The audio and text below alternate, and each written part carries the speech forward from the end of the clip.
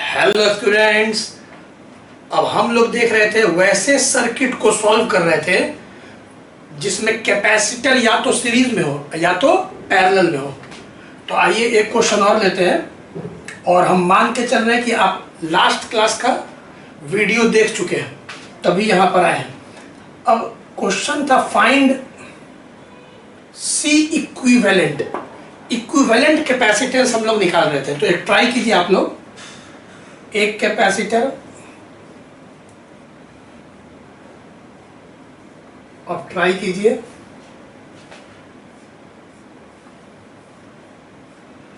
अब इस तरह का सिचुएशन है, ये है बी और ए। सी इक्विवेलेंट बताए थे ना, C equivalent between A and B लिखा रहता है, मतलब ए और बी के बीच में बैटरी कनेक्टेड है और वैल्यू दे देते हैं 40 microfarad, 60 microfarad, 60 microfarad, 60 microfarad, 10 microfarad, 10 microfarad. देख लीजिए सिचुएशन ऐसा है। अब इसको आप सॉल्व करिए, क्या आंसर आएगा। और आप जान रहे हैं कि ए और बी के बीच में क्या लगा हुआ है, बैटरी। तो ए से चार्ज एंटर कर रहा होगा, इमेजिन कीजिए, और उतना ही चार्ज बी से निकल रहा होगा। बताए थे ना कि जब भी पहले सर्किट आए तो चार्ज का फ्लो समझे, और एक बताए थे पोटेंशियल डिफरेंस वाला। तो चलिए बताइए आप सबसे पहले क्या कीजिएगा जब सर्किट आप देखते हैं, तो क्या कीजिएगा। तो जब भी आप अपने सिलेबस का सर्किट देखते हैं तो सबसे पहले दिमाग में आना चाहिए कि कौन कैपेसिटर, खोजिए कौन दो कैपेसिटर या तीन कैपेसिटर सीरीज में है या पैरेलल में है। अब अगर हम आपसे पूछे कि बताइए ये कैपेसिटर 40 माइक्रोफराड और ये 60 माइक्रोफराड, ये दोनों क्या में है, ये और ये क्या में है, चलिए बोलिए। कुछ में नहीं है, ना सीरीज में है ना पैरेलल में। क्यों? क्योंकि यहाँ पे नोड आ गया है। सीरीज में कब रहता है, जब चार्ज सेम हो। जैसे कि अभी हम तोड़ ही के पढ़ाएंगे आप लोग को, ऐसे बहुत बच्चा समझ गया होगा कि 40 माइक्रोफराड और 60 ऐसे रहता है। अब यहाँ पे चार्ज क्यों जाते जाते जाते एकदम फ्लो देखिए मध्य में, और कहीं डिवीजन नहीं हो रहा है, सीधे चला जाता है, तो बोलते ये दोनों सीरीज में। लेकिन यहाँ पे आप देखेंगे डिवीजन, यार नोड आ गया। नोड मैंने बताया था ना, गांठ, NOD, नोड आ गया, गांठ आ गया। अब जब चार्ज यहाँ आएगा तो कॉमन सेंस से डिवाइड हो जाएगा। जैसे कि लेट अस सपोज कि 10 कूलम का चार्ज है, इमेजिन कीजिए। तो ये 10 कूलम का चार्ज आ रहा है, जब यहाँ पहुंचेगा तो हो सकता है कि 10 में से 4 कूलम ऊपर से चला जाए और 6 कूलम नीचे से चला जाए। तो अब इसमें और इसमें चार्ज अलग हो गया, इसमें 10 कूलम, इसमें 4 कूलम। तो फिर चार्ज सेम नहीं है तो सीरीज कैसे हो गया? क्योंकि सीरीज में क्या होता है, दो कैपेसिटर का एक एक हाथ जुड़ा रहना चाहिए और दोनों में चार्ज सेम होना चाहिए। यही दो कंडीशन बताए थे कि सीरीज में एक एक हाथ जुड़ा रहना, दोनों में चार्ज सेम होना चाहिए। यही ना बताए थे सीरीज में। तो चलिए जानबूझ के मैं ऐसे पूछता हूं कि बताइए ये दोनों क्या में, तो कुछ में नहीं है। लेकिन अगर मैं पूछूं कि ये दोनों क्या में या फिर ये तीनों क्या में, तो ये तीनों, ये और ये तीनों ध्यान से देखिए सीरीज में। कैसे? क्योंकि यहाँ पे जो भी चार्ज एंटर करके आएगा, मान लीजिए Q1 कोई भी चार्ज, वो Q1 ऐसे फ्लो करेगा एकदम ऐसे, और कहीं डिवाइड नहीं हो रहा है। और देख रहे हैं इसका एक हाथ इससे कनेक्टेड है, फिर इसका एक हाथ इससे कनेक्टेड है। ध्यान से देखिए, यहाँ और यहाँ के बीच में तार को तोड़िए मत में, और सीधा लाइए ना चाहिए। तो कॉमन सेंस से तीनों लाइन से साफ दिख रहा है कि सीरीज में है। ठीक है, तो ये तीनों सीरीज में, तो इसको पहले जस्ट के तस छोड़िए, ये कुछ में नहीं है। सक्सेसिव रिडक्शन बताए थे, चलिए 40, और ये तीनों 60 60 60 60/3 20। ट्रिक बताए थे, सीरीज में n मतलब कि नंबर, अगर n कैपेसिटर आइडेंटिकल कैपेसिटर लगा हुआ है तो C इक्विवेलेंट आपका C/n होता है। तो यहाँ पे C क्या है, 60 60 60 आइडेंटिकल है तो 60, और n में नंबर 1 2 3, तो यहाँ पे 3, तो 60/3 20। चलिए B अपने जगह पे, अब ये तीनों के जगह पर 1 आ गया 20। अब बताइए ये दोनों क्या चीज में है, साफ दिख रहा है कि पैरेलल में। क्यों? क्योंकि यहाँ का अगर पोटेंशियल V1 मानते हैं तो V1 V1 V1 V1 V1 V1 V1 V1 V1, याद कीजिए इंडिया बोले थे और पाकिस्तान। तो यहाँ पे मान लीजिए V1 पोटेंशियल है इंडिया, तो ये सब तो इंडिया इंडिया इंडिया इंडिया हो गया। लेकिन इधर वाला का अगर पोटेंशियल V2 मानते हैं पाकिस्तान, तो पाकिस्तान पाकिस्तान पाकिस्तान V2, पाकिस्तान पाकिस्तान पाकिस्तान V2, तो potential difference V1 - V2, potential difference V1 - V2 ऐसे भी दिख रहा है आमने सामने। तो आप अपने तरीका से भी समझ सकते हैं कि ये दोनों क्या चीज है, पैरेलल में, क्योंकि दोनों का potential difference V1 minus V2, V1 minus V2।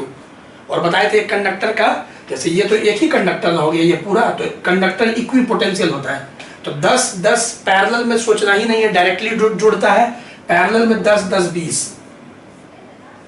अब देखिए इन दोनों की जगह एक बना दिए, प्रैक्टिस कीजिएगा। अब बताइए कैसा सर्किट था, कैसा सर्किट हो गया। अब आप बताइए, फिर ध्यान से सोचिएगा। तो ये और ये कुछ में नहीं है, क्योंकि फिर से नोड आ गया। तो ये दोनों ना सीरीज में ना पैरेलल में, तो ये फिर से जस के तस रहेगा। याद रखिएगा, बहुत जल्दी बनता है, अभी तो हम तोड़ तोड़ के समझा रहे हैं। ये जस के तस है। अब बताइए ये दोनों क्या चीज है, पैरेलल में, साफ दिख रहा है। फिर से यहाँ पे सोच लीजिए, यहाँ कुछ पोटेंशियल सोच लीजिए। जो पोटेंशियल होगा वही इसका होगा, वही पोटेंशियल यही होगा, क्योंकि ये पूरा एक कंडक्टर है। फिर यहाँ पे कोई पोटेंशियल सोच लीजिए, जो इसका है वही इधर से, तो पोटेंशियल डिफरेंस इसका और इसका सेम होगा। और आमने सामने दिख भी रहा है, दोनों कंडीशन कि आमने सामने होना चाहिए पैरेलल के लिए ऐसे, और दोनों का पोटेंशियल डिफरेंस, इधर का पोटेंशियल कोई V1 मानिए, इधर का V2, तो V1 V1 V1 V1 V1 V1 V2 V2 V2 V2, potential difference V1 minus V2, potential difference V1 minus V2। तो ये दोनों आपका पैरेलल है। पैरेलल में सोचना नहीं है, तो पैरेलल में डायरेक्ट 20-20-40 डायरेक्टली ऐड करना है। देखिए सर्किट कितना छोटा हो गया, कैसा था कैसा हो गया, अंत में 2 ही कैपेसिटर बच गया। अब ये 40-40 क्या चीज साफ दिख रहा है सीरीज में। तो सीरीज में क्या होता है भाई, आइडेंटिकल है दोनों, C 40-40 है, तो 40 2 है, 1 2 तो 2 रखेंगे, 40/2 20। तो यहाँ पे C इक्विवेलेंट आंसर आपका आ गया 20 माइक्रोफराड। तो सिंपल सा सवाल था, सीरीज पैरेलल, जो कि आपका सिलेबस है, तो ये भी बन गया। क्लियर, चलिए इसको नोट करिए। अब नेक्स्ट हम लोग आते हैं सीरीज पैरेलल, तो आसानी से बनते चला जाएगा, बाद में और प्रैक्टिस कराएंगे। अभी आते हैं व्हीटस्टोन ब्रिज पे।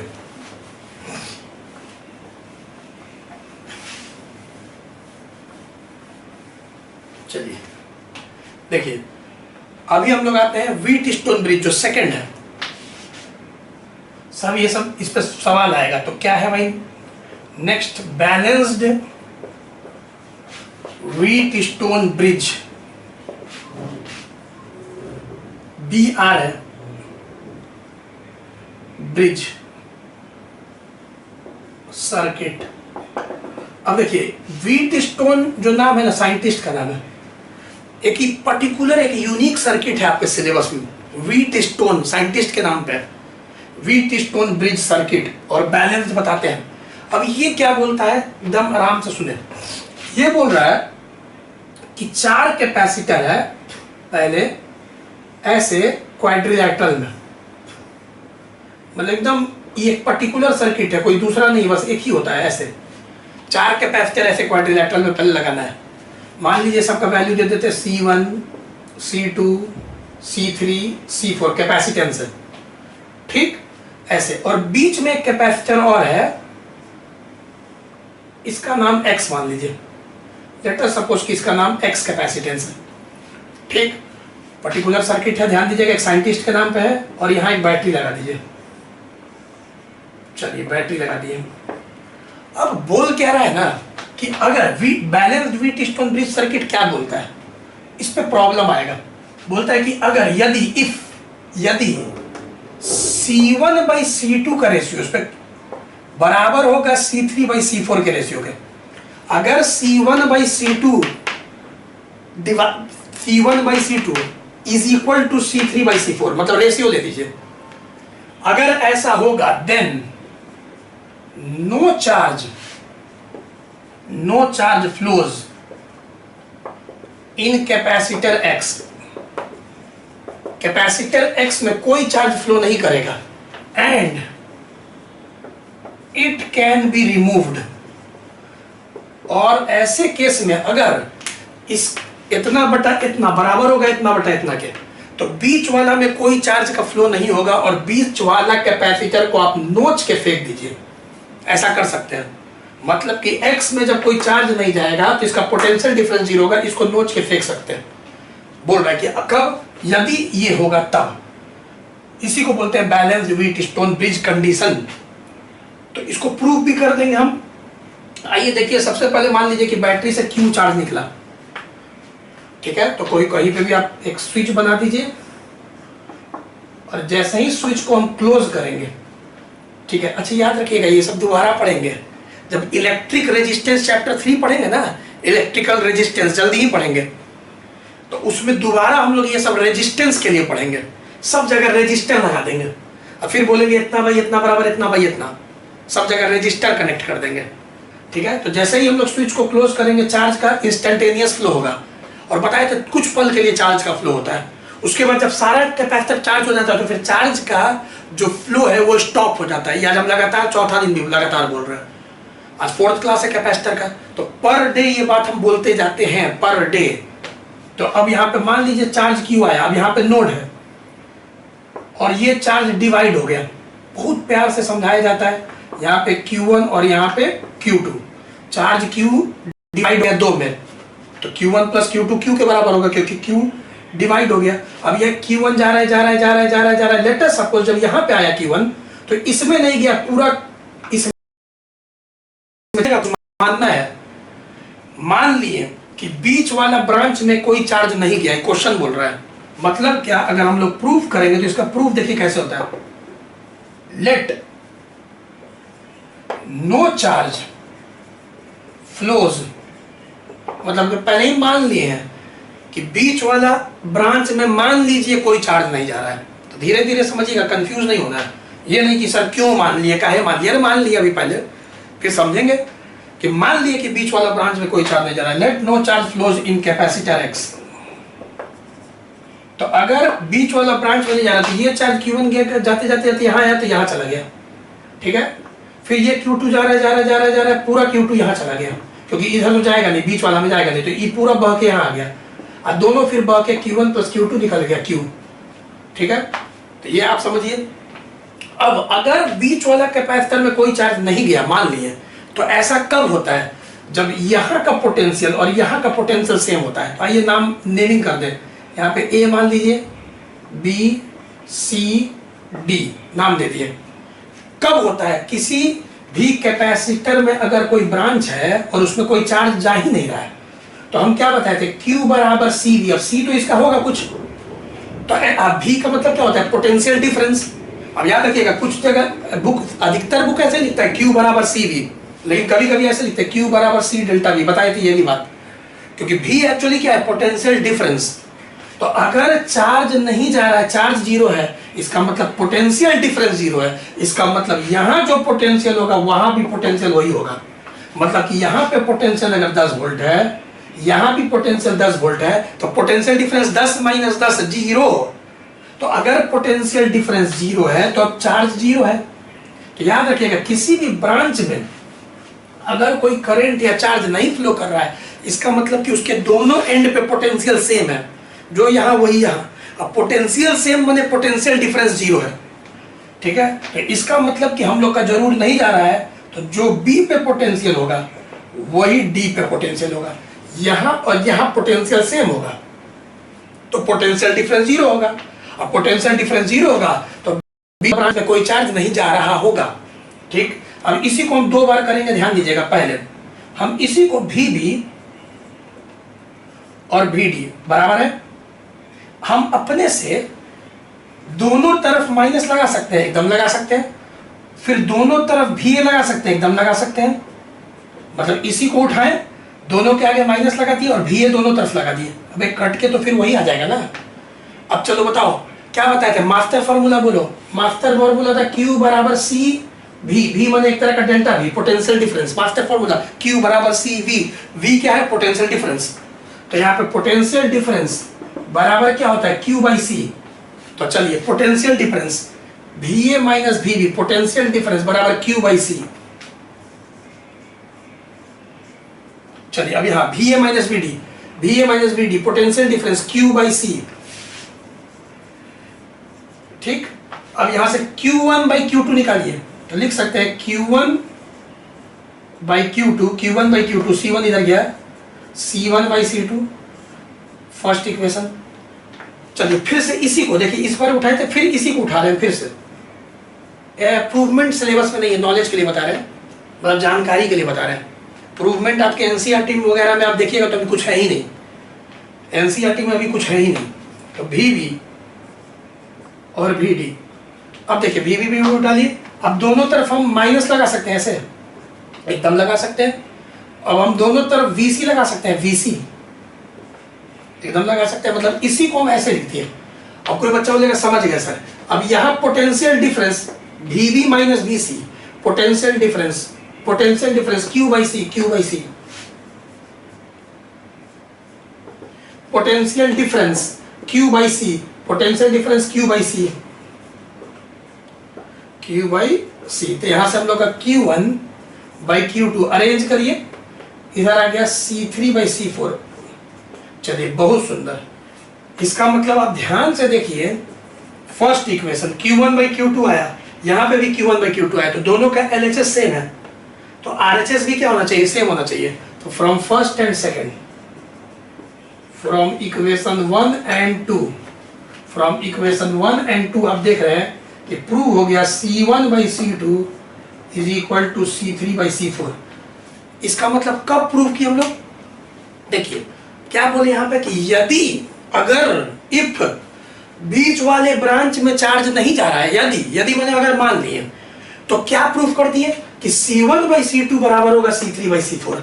अब इसी को उल्टा बोलिए, अब ऐसे बोल सकते हैं अगर C1 by C2 is equal to होगा C3 बाई C4, तो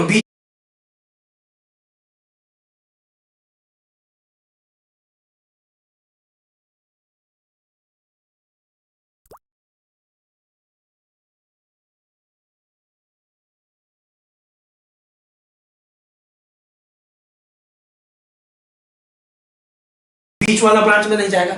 मतलब वही बात ऐसे बोलिए चाहे ऐसे बोलिए, तो वही बात है, इसी को बोलते हैं बैलेंस्ड वी-टी बिट। ये खुद नहीं आता है, हम बस प्रूफ कर दिए हैं। ये चैप्टर 3 में दोबारा प्रूफ होगा, लेकिन इस पे प्रॉब्लम अभी हम लोग को आता है बोर्ड एग्जाम में, बहुत इंपॉर्टेंट, तो पहले नोट करिए। और बहुत आसान था, कॉन्सेप्ट क्लियर है।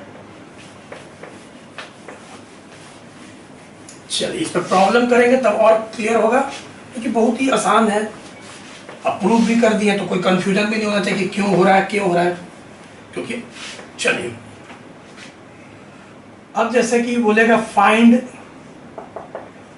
सी इक्विवेलेंट, अंडरस्टूड है बिटवीन। अब अगर मान लीजिए ऐसे देते आपको फर्स्ट क्वेश्चन में,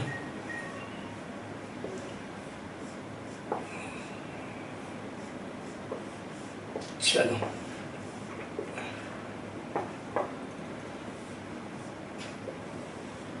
सी। अब आप सोचिए सीरीज पैरेलल से अगर सोचिएगा तो ये सवाल बनेगा ही नहीं कभी, क्योंकि आप ध्यान से देखिए कोई दो कैपेसिटर ना ही सीरीज में है और ना ही पैरेलल में है, ना ही सीरीज में है ना ही पैरेलल में है, तो बनेगा ही नहीं सीरीज पैरेलल से। और लास्ट क्लास का जो वीडियो देखा है, मैं बोला था कि जरूरी नहीं है कि सारा सर्किट सीरीज और पैरेलल से बनेगा। तो अभी आप ध्यान से देखिए, कोई दो कैपेसिटर को आप नहीं बोल सकते कि ये दोनों सीरीज में या ये दोनों पैरेलल में, कोई कुछ में नहीं है। तो अब कैसे बनेगा, तब आपको अपना सिलेबस याद करना है। तो आपके सिलेबस में क्या है, या तो सीरीज पैरेलल वाला है, पहले हम सिलेबस बोलते हैं, पढ़ाएंगे सारा चीज कॉम्पिटिशन बूस्टर में, लेकिन पहले सिलेबस का बात बता देता कि जो बोर्ड का तैयारी कर रहे हैं उनको कंफ्यूजन नहीं हो कि बोर्ड एग्जाम में तो बस या तो सीरीज पैरेलल आएगा, या तो व्हीटस्टोन ब्रिज आएगा, या तो एक अभी बताएंगे इनफाइनाइट सीरीज वाला क्वेश्चन, इनफाइनाइट। तीन ही तरह का क्वेश्चन पहले आता है बोर्ड एग्जाम में, 20 साल का क्वेश्चन बैंक देखिएगा, तो वो तीनों पहले स्ट्रॉन्ग कर देंगे, फिर उसके बाद जब सीख जाएंगे तो कंपटीशन बूस्टर में एक्स्ट्रा ले चलेंगे। तो अभी पहले जब आप बोर्ड एग्जाम दे रहे हैं और कहीं सीरीज पैरेलल में, तो आप सोचिएगा व्हीटस्टोन ब्रिज जो कि सिलेबस में, तो अब सिलेबस में तो आप देखिएगा क्या करिएगा भाई, इसको इससे डिवाइड कीजिए, तो C बाई सी क्या हो गया 1, फिर इसको इससे डिवाइड कीजिए तो C बाई सी क्या हो गया 1। इसका मतलब इधर का रेशियो और इधर का रेशियो सेम है, इसका मतलब ये बैलेंस्ड व्हीटस्टोन ब्रिज है। और जब बैलेंस्ड व्हीटस्टोन ब्रिज होता है तो बीच वाले ब्रांच में कोई चार्ज नहीं जाता है, ठीक है, कोई चार्ज नहीं जाता है, तो इसका होना या ना होना बात बराबर है, क्योंकि चार्ज जाएगा ही नहीं, चार्ज तो ऐसे जाएगा। कब, जब इसका रेशियो और इसका रेशियो सेम हो, तो आप बीच वाला को नोच के फेंक दीजिए। तो यहाँ पे ये आपका सिलेबस है, तो चलिए ऐसे पहले लिख दे, क्या एक लाइन लिख देते हैं, this is balanced wheat stone bridge. तो चलिए जब ये बैलेंस्ड व्हीट स्टोन ब्रिज है तो हम देखिए बीच वाला को हटा दिए जी, बीच वाला को रिमूव कर दिए, तो अब बच गया आपका सी, क्योंकि ये समझ गए होगे, तो सी बाई सी, सी बाई सी। अब बताइए कैसा हो गया, बीच वाला को हटा दिया, अब तो सवाल बन ही जाएगा, क्योंकि अब साफ दिख रहा है कि चार्ज का फ्लो सोचिए पहले कि चार्ज जा रहा है, यहाँ से चार्ज डिवाइड हो गया, तो ये दोनों ऊपर वाला सीरीज में एक ही वायर में, और नीचे वाला भी दोनों क्या चीज में, सीरीज में। तो अब इतना दिमाग काम करता होगा। सीरीज में क्या बताए थे, यहाँ पे करते हैं, सीरीज में क्या बताए थे, सी सी सी बाई टू, सी और सी सीरीज में सी बाई टू, नीचे भी सीरीज में C C C by two, C C C by two. चलिए अब बताइए ये दोनों क्या चीज में, पैरेलल में, तो पैरेलल में तो सोचना ही नहीं है, डायरेक्टली ऐड करना है, C by two C by two C, तो यहाँ पर पैरेलल में हम लोग का direct C by two C by two C हो जाएगा। इसका मतलब कि देयरफॉर हम लोग का सी इक्विवेलेंट आपका सी आ गया आंसर।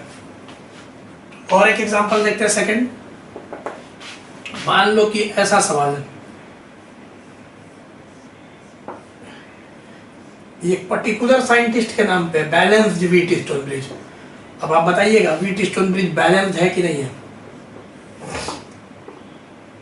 चलिए 2 माइक्रोफराड, ठीक है, 3 माइक्रोफराड, 4 माइक्रोफराड, ठीक है, और 12 माइक्रोफराड, 6 माइक्रोफराड। चलिए देखिए अंदर लिख देते कुछ 7 माइक्रोफराड। अब बताइए कभी नहीं बनेगा सीरीज पैरेलल से, क्योंकि ना ही कोई दो सीरीज में है और ना ही कोई दो पैरेलल में। तो अब क्या करेंगे, तो याद करेंगे कि सिलेबस में क्या है, सिलेबस में क्या है, तो सिलेबस में व्हीट स्टोन ब्रिज। तो बोर्ड एग्जाम के सिलेबस में क्या है, wheat stone bridge. Wheat stone bridge में क्या करना पड़ता है, चेक करना पड़ता है, और होगा ही, वो तो सिलेबस से देगा ना, सिलेबस के बाहर थोड़ी दे देगा, ठीक है। तो यहाँ पे चेक करना पड़ता है, इसका रेशियो चेक करेंगे तो 2/3, फिर इधर का रेशियो चेक करेंगे तो 4/6। अब बताइए 4/6 को 2 के टेबल में काटिए तो ये भी 2 होगा और नीचे 3 हो जाएगा, तो इसका मतलब ये दोनों रेशियो तो सेम है, तो इसका मतलब this is balanced wheat stone bridge. तो ये बैलेंस्ड व्हीट स्टोन ब्रिज है। इधर आप करते हैं, जगह का काम है हमको। अब बताइए जब बैलेंस्ड होगा व्हीट स्टोन ब्रिज, इसका मतलब क्या कि बीच वाले ब्रांच में कोई चार्ज नहीं जाएगा। तो बीच वाले ब्रांच का होना ना होना बात बराबर है, उसको नोच के फेंक दो। तो जब नोच के तुम फेंकोगे तो सिंपल, हम एकदम स्टेप बाय स्टेप कर रहे हैं, मन में भी किया जा सकता है इसको आसानी से। चलिए अब ए और बी, और मेरे साथ लिखते रहिएगा तभी मन लगेगा। चलिए अब बीच वाला को हटा दिए, अब तो कोई भी स्टूडेंट सवाल बना देगा। 2 माइक्रोफराड, 4 माइक्रोफराड, 3 माइक्रोफराड, 6 माइक्रोफराड, ठीक। अब चलिए बताइए ये ऊपर वाला दोनों क्या चीज में, सीरीज में, नीचे वाला दोनों क्या चीज में, सीरीज में।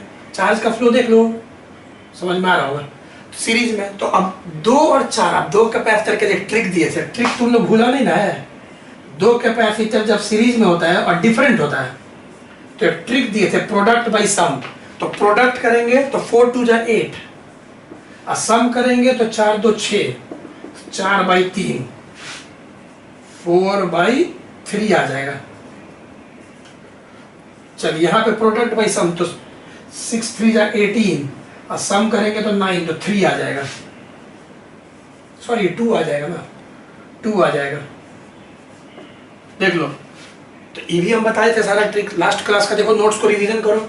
अब बताओ ये दोनों क्या चीज है, पैरेलल में। तो पैरेलल में तो ब्रेन नहीं लगाना है, डायरेक्ट क्या करना है, ऐड कर देना है पैरेलल में।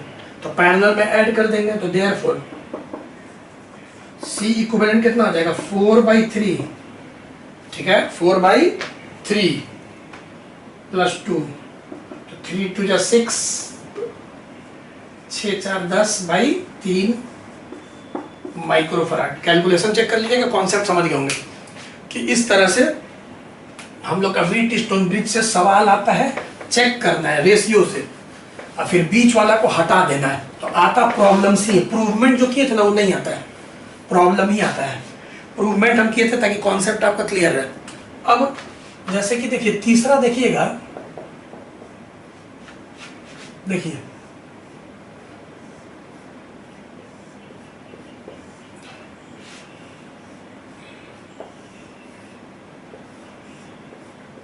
देखिए बहुत फेमस है ये सब आप लोगों के चुटकी में बनेगा जो सिलेबस का है। जैसे नाम दे देते हैं, late us suppose 2 microfarad, 4 microfarad, 5 microfarad, 10 microfarad, 7 microfarad. अब ये आपको व्हीटस्टोन ब्रिज अभी नहीं दिख रहा होगा, आपको लग रहा होगा सर ये तो व्हीटस्टोन ब्रिज नहीं है, कैसे होगा ये सॉल्व? व्हीटस्टोन ब्रिज तो भाई दिख नहीं रहा है, लग नहीं रहा है। चलिए इसको पहले आप नोट कर लिए ना, इसको पहले नोट कीजिए, वीडियो पॉज कर रहे और उसके बारे में सोचिए पहले आराम से, 10 सेकंड पहले सोचिए।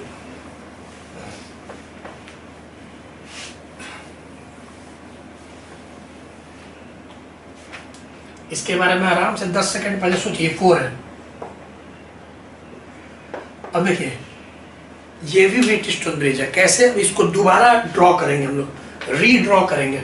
चलिए देखिए सबसे पहले क्या करिए, ये सब सिलेबस का चीज है, जितना भी नोड है सबको हम नाम दे रहे हैं समझाने के लिए। 1 2 3 4, ठीक। अब इसको दोबारा हम बनाते हैं, इसी फिगर को दोबारा बना रहे हैं।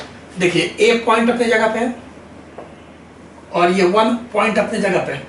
अब 1 मान लीजिए यहां पे हम दे दिए 3, चाहे 2 ही रखो ना, यहां पे रख दिए 2, ठीक है, 1 2, और यहां पे हम दे दिए आपका मान लीजिए, और यहां पे 4, तो यहां पे 3। अब चलिए अगर हम पूछे 1, ठीक है, 1 और 2 के बीच में, ठीक है, 1 और 2 के बीच में, या 1 और 3, ऊपर 3 दोनों अच्छा लगेगा। चलिए 1 और 3 के बीच में कितना कैपेसिटर है? तो 1, 1 पॉइंट और 3 पॉइंट के बीच में, ऊपर देखिए, और उसका वैल्यू कितना है? तो 2 माइक्रोफराड। फिर देखिए 1 और 2 के बीच में कितना है? 4 माइक्रोफराड। अरे वही ना बात हो गया। फिर 2 और 3 के बीच में कितना है? तो 2 और 3 के बीच में, 2 और 3 के बीच में 7 माइक्रोफराड, 7 माइक्रोफराड। फिर अगर हम बोले 3 और 4 के बीच में कितना है? तो 5 माइक्रोफराड। देखिए 3 और 4 के बीच में एक कैपेसिटर है 5 माइक्रोफराड, और 2 और 4, तो देखो 2 यहाँ है 4 यहाँ है, तो 2 और 4 के बीच में जो पॉइंट ब्रांच है उसमें कितना है? 10 माइक्रोफराड, 10 माइक्रोफराड। अब बताओ ये और ये तो सेम ही ना हुआ। अगर इसको देखा जाए और इसको देखा जाए तो एकदम सेम डायग्राम है, खाली इसको क्या किए? रीड्रॉ कर दिए, ठीक है, ताकि देखें कि फिर से एक बार बता दे, पहले ए बनाए, फिर पॉइंट 1 बना दिए, फिर कहीं 2 बना दिए, ऊपर या नीचे भी बना सकते थे, कोई दिक्कत नहीं है, ठीक है। अब देखिए 2 इसी चीज को बना दिए। अब चेक करिए, अब ई तो ना कोई सीरीज में ना पैरेलल में, तो सीरीज और पैरेलल में नहीं है तो बनेगा ही नहीं। तो फिर सोचेंगे सिलेबस में और क्या है? तो व्हीटस्टोन ब्रिज है सिलेबस में, तो व्हीटस्टोन ब्रिज सोचेंगे तो 2/4 और 5/10 का रेशियो देखेंगे। तो अगर हम लोग देखते हैं 2/4, चेक कर रहे हैं, चेक, और 5/10, 2/4 5/10, तो कटेगा तो 1/2 1/2। इसका मतलब कि सेम है, this is balanced Wheatstone bridge. आगे तुम लोग बना सकते हो, जब बैलेंस है तो बीच वाला जो 7 माइक्रोफराड है इसको नोच के फेंक दो, क्योंकि इसका रहना ना रहना बात बराबर है। तो जब नोच के फेंकोगे तो उसके बाद तुम्हारा सर्किट, देखो भाई तुम लोग के लिए करते हैं पूरा, मन में भी कर सकते थे सीधे प्रोडक्ट बाई सम। तो ए और बी, चलो अब 2 और 5, 2 माइक्रोफराड, 5 माइक्रोफराड, 4 माइक्रोफराड, 10 माइक्रोफराड, ठीक है। अब चलो बताओ प्रोडक्ट बाई सम वाला डिफरेंट है, तो प्रोडक्ट बाई सम वाला बताना, वही जो कर रहे हैं बार बार।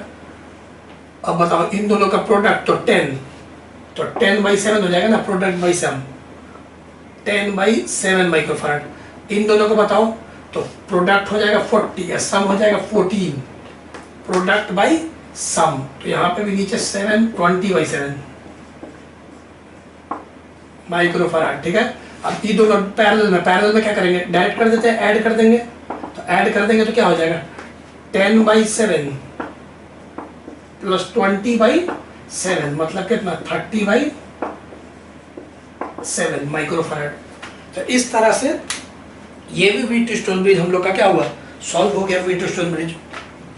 ठीक है, तो सब समझ में आ गया। इसी को हम लोग क्या किए थे, रीड्रॉ कर दिए थे पॉइंट मान के, पॉइंट नोड को 1 2 3 4 और फिर 1 1 2 सॉरी इसको 3 माने थे, 1 2 3 4 और फिर से उसी के बीच में देखिए कि 1 और 3 के बीच में क्या है तो 2 माइक्रोफराड, 1 और 2 के बीच में क्या है 4 माइक्रोफराड, 2 और 3 के बीच में क्या है तो 2 पॉइंट और 3 के बीच में 7 माइक्रोफराड, फिर देखिए 2 और 4 के बीच में 10 माइक्रोफराड। तो ऐसे किए।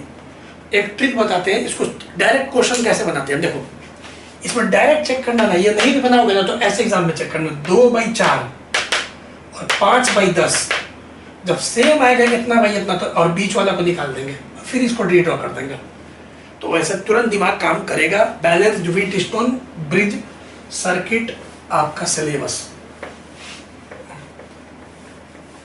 ध्यान दियोगे कि एनसीईआरटी के अभी एक्सरसाइज में कोई सर्किट प्रॉब्लम कुछ खास है ही नहीं। देखा होगा तुम लोग एनसीईआरटी कुछ दिया ही नहीं है प्रॉब्लम, 3rd चैप्टर में दिया, इलेक्ट्रिक करंट में सर्किट का प्रॉब्लम दिया है, फिर भी हम लोग को बनाना पड़ेगा अभी जो आता है। अब देखिए अगर हम पूछे कि तो हो गया बैलेंस्ड व्हीटस्टोन ब्रिज, अब एक और सीखते हैं इनफाइनाइट सीरीज वाला प्रॉब्लम। उसके पहले अगर हम एक मैथ का प्रॉब्लम दे सॉल्व, मान लीजिए आप लोग एक प्रॉब्लम दे रहे हैं, सॉल्व करके दिखाइए। Let us suppose y is equal to √2 plus √2 plus √2 plus √2 plus dot dot dot infinity. कौन कौन स्टूडेंट सॉल्व कर देगा बताइए जल्दी से, कौन कौन स्टूडेंट सॉल्व कर देगा। y is equal to √2 plus √2 plus √2 plus √2 dot dot dot infinity times. ये मैथ्स में डिफरेंशिएशन में भी है ऐसा, इनफाइनाइट सीरीज प्रॉब्लम। अभी ध्यान दीजिए, अभी ये 10th स्टैंडर्ड का सवाल है। कौन कौन स्टूडेंट इसको सॉल्व कर देगा, वीडियो पॉज करो सॉल्व करो, और अगर सॉल्व होता है तो हमको व्हाट्सएप पे इन्फॉर्म करो कि सर हम सॉल्व कर दिए थे इनफाइनाइट सीरीज प्रॉब्लम। तो जो बच्चा सॉल्व कर दिया है, सिंपल सवाल है 10th स्टैंडर्ड का है, फिर भी हमको इन्फॉर्म करिएगा। ठीक है, जो बच्चा से हो गया। अब देखिए 10th स्टैंडर्ड ही का क्वाड्रेटिक का सवाल है। अब इसको कैसे सॉल्व करते हैं, इसको हम लोग सॉल्व क्या करते हैं, हम बोलते हैं इसका नाम दिए, जो भी इनफाइनाइट वाला सवाल आता है ना मैथ्स में, तो उसको हम नाम देते हैं गंगा प्रॉब्लम।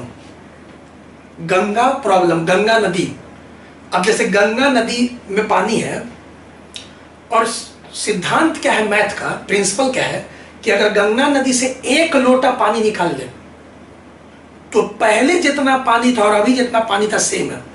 मतलब 1 लोटा पानी निकालने से, मैथ का बहुत इंपॉर्टेंट रूल है सुनिएगा डिफरेंशिएशन का, इसमें पढ़ाना है, पूरा एक्सरसाइज है कि अगर 1 लोटा पानी निकाल लिया जाए तो पानी पे कोई असर नहीं होता है। मतलब जितना पानी पहले था उतना ही पानी बाद में। अब देखते हैं इसमें क्या बोले। अब यहाँ पे आप देख रहे हैं कि पूरा गंगा नदी दिख रहा है, बूंद बूंद से बना हुआ है, जो रिपीटिंग टर्म है √2 प्लस √2। क्या बोले 1 लोटा निकाल लिया। अब यहाँ पे 1 लोटा क्या होगा √2, ध्यान से समझिएगा। अब यहाँ पे रिपीट हो रहा है, जो देखिए repeating term √2 plus √2 plus √2 plus √2 that is getting repeated. तो हम लोग क्या करते हैं इसमें मैथ्स में कि ई तो y हो गया, पूरा इसका आंसर क्या दिया हुआ है y। ठीक है, यही ना y सॉल्व करना है, इस पूरे सीरीज का आंसर है y। अब हम एक रिपीटिंग टर्म को छोड़ दें, वही बोले थे कि अगर हम 1 लोटा पानी निकाल लें तो बाकी पानी भी सेम रहेगा। तो अगर हम एक रिपीटिंग टर्म को अगर हम हटा दें, पहले लिख दें, तो बाकी पूरा का भी आंसर y रहेगा। तो देख लीजिए किसको किसको मैथ्स आता था कि अगर इस पूरे का आंसर y है तो एक रिपीटिंग टर्म को छोड़ने के बाद भी बाकी पूरे का आंसर y रहेगा। ये रूल है मैथ्स का, ठीक है। अब इसको स्क्वायरिंग करेंगे, बोथ साइड स्क्वायरिंग करिए। देखिए मैथ्स भी पढ़ाना पड़ता है, मैथ्स भी सिखाना पड़ता है, सिंपल सिंपल। तो squaring both side y square, क्योंकि बिना मैथ्स के फिजिक्स कंप्लीट नहीं है। अब यहाँ स्क्वायरिंग कर दी। अब तो आप सॉल्व कर सकते हैं y square minus y minus 2 equal to 0। अब क्वाड्रेटिक हो गया। इसको करिए, इसको सॉल्व करना पड़ेगा हम लोग को। स्प्लिटिंग द मिडिल टर्म भी आप कर सकते हैं, ठीक है। तो यहाँ पे अगर हम लोग करें y square minus 2y plus y, देखिए तो सही किए हैं। अगर इसमें से y अगर कॉमन ले लें हम लोग तो क्या होगा, y माइनस 2। आप अपने तरीका से कर सकते हैं, प्लस 1 कॉमन ले लें तो y माइनस 2। देखें सब सही। स्प्लिटिंग द मिडिल टर्म पढ़े ना 9th में। तो अब यहाँ से हम लोग का हो गया y minus 2 y plus 1 is equal to 0। तो y का 2 आंसर आएगा, y इज इक्वल टू 2 और माइनस 1। माइनस 1 रिजेक्ट हो जाएगा। और रूट का आंसर कभी नेगेटिव नहीं होता है, सब मैथ्स पढ़े होंगे। तो ये माइनस 1 जो है रिजेक्ट हो जाएगा। तो देयरफॉर सिर्फ आंसर क्या आएगा, y इज इक्वल टू 2। अब कोई बच्चा सोचेगा कि सर मैथ्स आप क्यों बता रहे हैं, मैथ्स का क्यों प्रॉब्लम दिए। अभी हमको काम है थोड़ा सा, इसीलिए हम सॉल्व एक मैथ्स का प्रॉब्लम दिया। अब जो बच्चा इसको सॉल्व किया होगा वो इन्फॉर्म करेगा क्या किए थे, फिर से एक बार बता दे। पूरे का आंसर क्या था, y। तो ठीक है y। तो अगर एक रिपीटिंग टर्म को छोड़ दे तो बाकी पूरे का भी आंसर क्या होगा, y। ये रूल है मैथ्स में, ठीक है।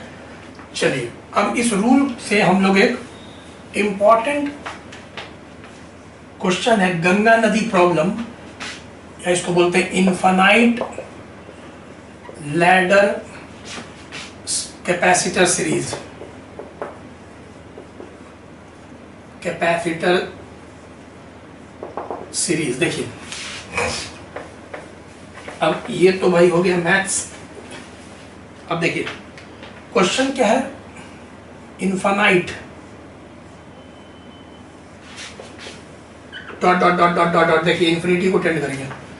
अब यहाँ पे इस तरह से सीरीज लगातार चल रहा है। अब आपका दिमाग चकराएगा कि ये सॉल्व कैसे होगा सर, ये तो खत्म ही नहीं हो रहा है, तो इन्फिनिटी को जा रहा है।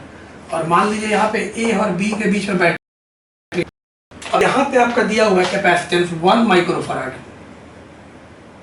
2 microfarad, 1 microfarad, 2 microfarad, 1 microfarad, 2 microfarad. अब ऐसे चलते जाएगा 1 2 1 2 1 2 1 2 1 2 1 2 1 2 डॉट डॉट इन्फिनिटी। अभी कोई बोलेगा ये तो बाप रे, ये कैसे सॉल्व होगा भाई, इसमें तो कोई अंत ही नहीं है, ये तो इन्फिनाइट सीरीज है। तो देखो उसके लिए बताया था तुमको गंगा नदी का कॉन्सेप्ट। तो यहाँ पे क्या करेंगे ना, सबसे पहले मान लेते हैं let the equivalent capacitance BC। मतलब मान लिए कि पूरे गंगा नदी में कितना पानी है भाई, तो C पानी है। ऐसे क्यों बोल रहे हैं समझ गए ना, क्योंकि मतलब कि पूरा जो सर्किट का इक्विवेलेंट कैपेसिटेंस है, लेट अस सपोज C। जैसे पीछे अभी मैथ्स वाले सवाल में क्या माने थे, y मान लिए थे, √2 प्लस √2, तो उसका आंसर y मान लिए थे।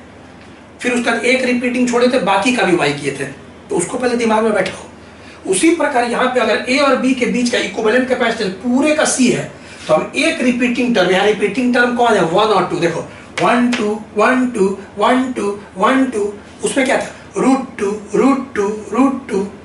तो इसको क्या करेंगे हम लोग, A और B, एक रिपीटिंग टर्म, एक लोटा पानी निकाल लो भाई। चलो तो अगर एक रिपीटिंग टर्म को छोड़ देंगे, छुपा दो, निकाल दिए, तो बाकी पूरे का भी पानी का आंसर कितना होगा, C। बन गया सवाल, देख लो। तो अगर पूरे का आंसर C है, तो एक रिपीटिंग छोड़ने के बाद, एक रिपीटिंग टर्म, या रिपीटिंग टर्म में 1 2, बाकी पूरे का आंसर भी क्या हो जाएगा, C। ये कॉन्सेप्ट है, ठीक है। तो यहाँ पे हो गया 1 माइक्रोफैराड, और ये हो गया आपका 2 माइक्रोफैराड। तो आप देखो दो पर्टिकुलर सर्किट पर, एक व्हीटस्टोन ब्रिज और एक इनफाइनाइट, ये दोनों पर्टिकुलर सर्किट है जो कि सब बच्चा को आना चाहिए। अब तो तुमसे बन जाएगा ए और बी के बीच में इक्विवेलेंट कैपेसिटेंस क्या है, C। तो चलो अब बताओ, यहाँ से चार्ज का फ्लो देखो, बैटरी लगा हुआ ऐसे गया, तो कितना बच्चा देख रहा है, कुछ चार्ज इसमें आया कुछ इसमें आया, अब ये दोनों सीरीज में आ जाएगा ना। याद रखना, जो बच्चा चार्ज का फ्लो मन में नहीं देख रहा है, फिर उस से नहीं हो पाएगा। जैसे ही सर्किट देखो ना, सोचो कि ए से चार्ज घुसा और बी से निकला, तो पानी की तरफ फ्लो करवाओ मन में, तो तब दिखेगा ये फ्लो किया, फिर यहाँ बट गया, फिर यहाँ से ऐसे गया निकल के आया, फिर यहाँ से आया, यहाँ से आया, फिर निकल गया। तो ध्यान से देखेंगे तो ये दोनों सीरीज आ जाएगा। ठीक है, ये कुछ में नहीं है अभी, इसको जस्ट कहता है छोड़ दो, अभी कुछ में नहीं है, 1 माइक्रोफराड। और ये आगे जाएगा सीरीज में, तो देखो 2 का 1 हो गया, इन दोनों का 1 कर दिए। सीरीज में क्या था, 2 अलग अलग कैपेसिटर के लिए सीरीज में था प्रोडक्ट बाय सम 2C/2 + C, और ये 1। अब ये दोनों बताओ क्या चीज में, पैरेलल में, ये दोनों पैरेलल में, तो C इक्विवेलेंट पैरेलल में, बोलो क्या करेंगे, जोड़ देंगे। पूरा लॉजिक के साथ बताते हैं। अब C इक्विवेलेंट हम लोग पहले ही माने हुए कि C है, तो C इक्विवेलेंट C माना हुआ है, तो C अब एलसीएम लो यहाँ पे, 2 + C + 2C/2 + C। देख लो अच्छा से, अब इसको इधर करो, तो यहाँ पे हो गया cross multiplication 2C + C² = 2 + C + 2C, दोनों तरफ 2C कट गया, तो यहाँ पे क्वाड्रेटिक आ गया, C² - C। वाह क्या कोइंसिडेंस है, जो पीछे क्वाड्रेटिक आया था वही आ गया, जस्ट अ कोइंसिडेंस, ये नहीं कि हमेशा आएगा। यहाँ पे अभी याद है सॉल्व किए थे, C - 2 था और C + 1 था, अभी ना पीछे सॉल्व किए थे, तो 2 आंसर आया था, एक 2 और एक -1। अब सुनो, कैपेसिटेंस भी फिजिकल क्वांटिटी जो है नेगेटिव नहीं हो सकता है, क्योंकि प्रॉपर्टी ऑफ कंडक्टर है। ठीक है, तो कैपेसिटेंस भी नेगेटिव नहीं हो सकता है, क्योंकि तुम देखो जैसे पैरेलल प्लेट था, तो पैरेलल प्लेट का क्या है था कैपेसिटेंस, ε0A/d। तो अब एरिया या डिस्टेंस कभी नेगेटिव थोड़ी होता है बाबू, तो कैपेसिटेंस नेगेटिव नहीं होता, तो -1 रिजेक्ट हो जाएगा। तो देयरफॉर फाइनल आंसर बताओ क्या हो जाएगा, C = 2 माइक्रोफराड। ठीक है, 2 माइक्रोफराड ऐसा आता है। तो ये था आपका इनफाइनाइट। 2 सर्किट आज हम लोग देखे, एक व्हीटस्टोन ब्रिज, व्हीटस्टोन साइंटिस्ट का नाम था, एक पर्टिकुलर था वो वैसा होगा जो कि सिलेबस है, और दूसरा एक पर्टिकुलर सर्किट था इनफाइनाइट लैडर वाला, कि इनफाइनाइट सीरीज चल रहा है। तो इसका भी हम बता दिए तुमको कि कैसे, कॉन्सेप्ट क्या है भाई, कि पूरा को मान लेते हैं C, फिर एक रिपीटिंग टर्म को छोड़ते हैं तो बाकी का भी C, ये कॉन्सेप्ट है। इसमें मैथ्स का जो स्टूडेंट है, डिफरेंशिएशन में पूरा एक एक्सरसाइज है इनफाइनाइट सीरीज का डिफरेंशिएशन, देखना कोई G या RS का G या F होगा, एक्सरसाइज G होगा, तो पूरा इस पर प्रॉब्लम ही प्रॉब्लम है। तो ठीक है, तो ये पर्टिकुलर अभी और प्रैक्टिस होगा चैप्टर के एंड में। अभी हम क्या किए, 3 तरह का सवाल बताए जो सिलेबस में, एक या तो कुछ सीरीज और पैरेलल में हो तो बन जाएगा, एक व्हीटस्टोन ब्रिज और एक इनफाइनाइट वाला। कुछ बताए थे हम लास्ट में कि ये नहीं कि कोई भी सर्किट सॉल्व हो जाएगा। सर्किट का जैसे ग्रेजुएशन ही हम लोग जब हायर पढ़े थे तो मोटा मोटा बुक होता है बाबू, तुम लोग तो थोड़ा बहुत पढ़ रहे हो, तो ये हम बता दें, कोई भी सर्किट सॉल्व करने के लिए हम बताए होंगे तुम लोग को लास्ट क्लास में भी, कि सीखना पड़ेगा एक रूल, जिसमें ना कोई सीरीज में, ना पैरेलल में, ना व्हीटस्टोन ब्रिज है, ना इनफाइनाइट है, तब फिर कैसे बनेगा। तो बताए थे किरचॉफ्स लॉ। तो बोर्ड एग्जाम के लिए सर्किट काफी है जितना बताया अभी, लेकिन कंपटीशन के लिए अगर चाहिए तो इंतजार करें थोड़ा, सब पढ़ाएंगे हम, हड़बड़ाएंगे तो कुछ नहीं समझ में आएगा। किरचॉफ्स लॉ, क्योंकि सिलेबस ऐसा ही बड़ा है, तो किरचॉफ्स लॉ जब पढ़ा देंगे चैप्टर 3 में, तो शायद लास्ट क्लास में भी बोले थे कि जल्दी ही पढ़ाएंगे किरचॉफ्स लॉ चैप्टर 3 में, उसके बाद फिर और कैपेसिटर का सवाल लेंगे, मतलब किरचॉफ्स लॉ पढ़ने के बाद कोई भी सवाल बन जाएगा, मतलब कि उसमें सीरीज में हो, पैरेलल में नहीं हो, व्हीटस्टोन ब्रिज नहीं हो, सब इधर उधर हो, तब फिर तुमको पढ़ना पड़ेगा किरचॉफ्स लॉ, सर्किट का लॉ है, उससे फिर कोई भी। लेकिन यही है कि वो थोड़ा लेंदी होता है, उसमें एक पूरा कैलकुलेशन होता है, 1 पेज 2 पेज का, तो थोड़ा सा और वेट करें। अभी ऐसे भी बहुत टॉपिक्स पढ़ाएंगे, पहले इस कैपेसिटर का जो सिलेबस का जो सारा टॉपिक है, एक एक टॉपिक को स्ट्रॉन्ग करें पहले, ठीक है। तो फिर मिलेंगे, बाय बाय।